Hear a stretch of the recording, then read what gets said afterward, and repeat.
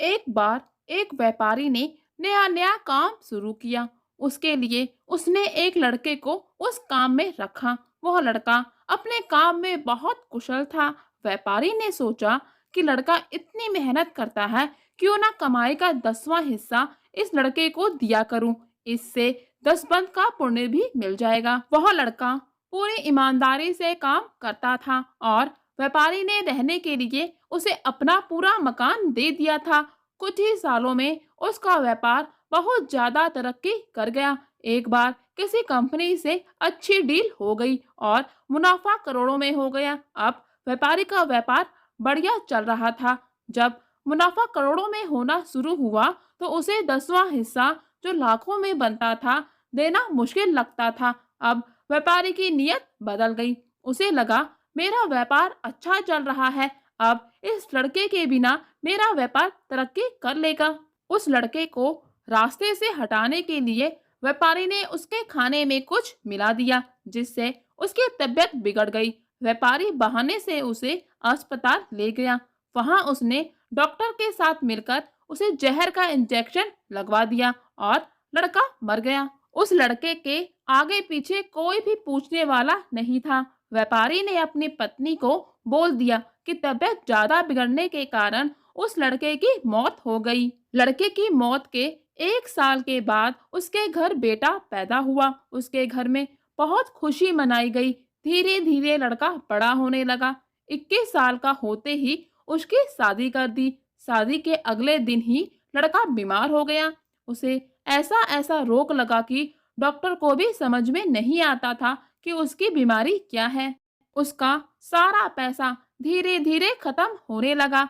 लड़के की पत्नी को दिन रात ताने सुनने पड़ते कि इसके आने से ही लड़का बीमार हुआ। इसकी किस्मत अच्छी नहीं है, यह मनहूस है। अब व्यापारी की सारी जमा पूंजी जायदाद लड़के की बीमारी के कारण खत्म हो गई थी। अब उसी पुराने टूटे फूटे मकान में आ गया, जो कभी उस लड़के को रहने के लिए दिया था।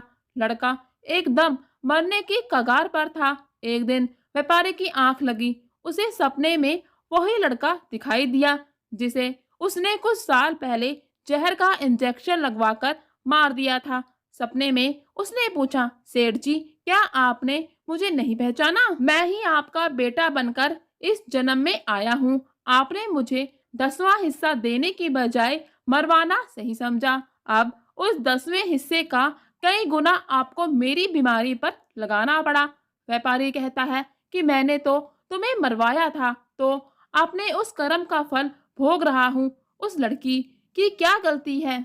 उसने क्यों शादी के बाद एक दिन भी सुख का नहीं भोगा? लड़के ने कहा कि वह डॉक्टर जिसने मुझे जहर का इंजेक्शन दिया था, इस जन्म में वही मेरी पत्नी बनी है। मुझे इंजेक्शन लगाने के अगले दिन ही उसकी मौत हो गई थी। एक डॉक्टर का कर्म होता है अपनी दवाई से किसी की जान बचाना, ना कि उसकी जान लेना। वह भी अपने पिछले जन्म के कर्मों का फल भोग रही है। व्यापारी जानता था कि उस लड़के को इंजेक्शन लगाने के अगले दिन ही डॉक्टर एक दुर्घटना में मर गया था। जिस दिन व्यापारी को सपना आया, उसी दिन उस लड़के की मौत हो गई। सच ही कहते हैं, कर्म फल भोगना ही पड़ता है।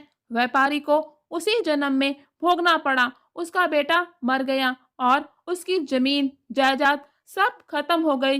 डॉक्टर को अगले जन्म में उसकी पत्नी बनकर दुख भोगना पड़ा।